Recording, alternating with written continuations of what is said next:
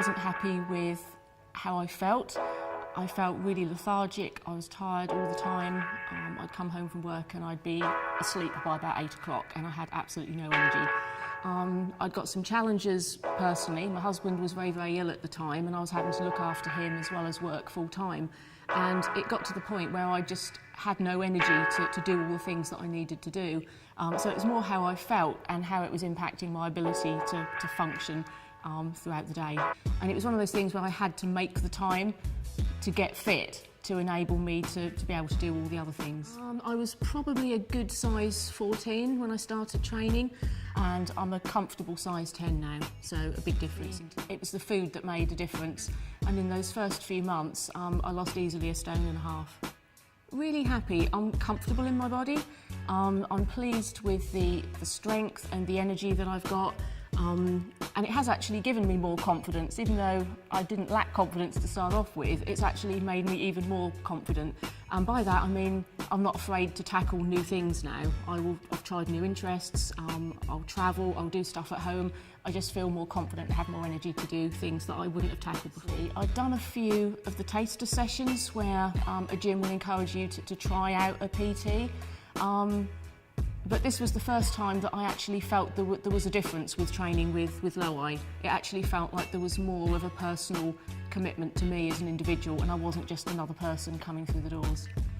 Low-I's approach to training is quite different in that he really seeks to understand what it is you're trying to achieve, but rather than just taking that initial answer and then running with it for X number of weeks, he constantly checks to make sure that you're staying on target. There's a few times when what naturally happens is you kind of lose your focus a little bit and you get used to what you're doing.